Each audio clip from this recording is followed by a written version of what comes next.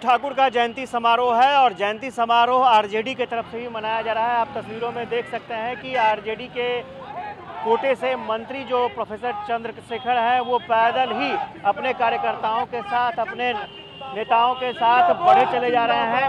और चंद्रशेखर जी पैदल ही आप निकले हैं और आमतौर पर आप मंत्री लोग तो ऐसे जाते नहीं हैं। अच्छा, तो हम कार्यकर्ता पहले हैं, मंत्री बाद में है ना भाई। हम सामाजिक न्याय के योद्धा आदरणीय लालू प्रसाद यादव जी के सिपाही हैं, राष्ट्रीय जनता दल के कार्यकर्ता हैं, तब तो मंत्री हैं। चंद्रशेखर जी, एक बड़ी घोषणा केंद्र सरकार की तरफ से कर दी गई कि कर्पूरी ठाकुर को भारत रत्न दे दिया गया ठीक जयंती से पहले। आप ये देखिए, भारत रत्न जिन लोगों ने दिया उनका साधुवाद है, लेकिन भारत रत्न के साथ वो जननायक कर्पूरी ठाकुर के विचारों का अपमान कर रहे हैं, लगातार देश तोड़ने में भिड़े हुए हैं। तो भारत रत्न अच्छी बात है, उनको कब का मिलना चाहिए था, 2014 में ही मिलना चाहिए था। अभी जब हमारी पार्टियों ने, सभी पार्टियों ने भारत रत्न का मांग किया तो उन्होंने दिया है, लेकिन जीवन भर संघ हो या बीजेपी जो जननायक कर्पूरी ठाकुर के विचारों को रौनता रहा है, उनके जो सपने थे उनको चूर चूर करता रहा है। इसलिए सिर्फ भारत रत्न देने से नहीं होगा, उनके विचारों का, उनके अरमानों का भारत बनाने से होगा। चंद्रशेखर जी, लेकिन बीजेपी का कहना है कि लालू प्रसाद यादव केंद्र में मंत्री थे, पावरफुल मंत्री थे, उस वक्त भी दे सकते थे। नीतीश कुमार भी कांग्रेस के साथ थे, उस वक्त भी दे सकते थे, लेकिन दिया नहीं गया।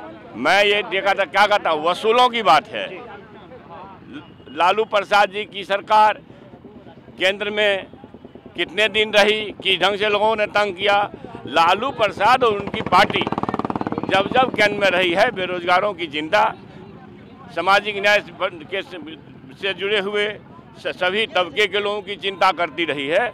और ये है कि बेरोजगार युवा, किसान त्राहिमाम है, सरहद घायल है, और आप नाम भारत रत्न की घोषणा करके आप समझते हैं कि सामाजिक न्याय और समाजवाद के रास्ते को कुचल देंगे। ये होने वाला नहीं। चंद्रशेखर जी, आपके शिक्षा मंत्री रहते हुए बहुत सारी नौकरियां दी गई, फिर अचानक इस तरह का परिवर्तन, लोगों के मन में कई सवाल भी उठ रहे हैं। वो ये नेतृत्व का मामला है।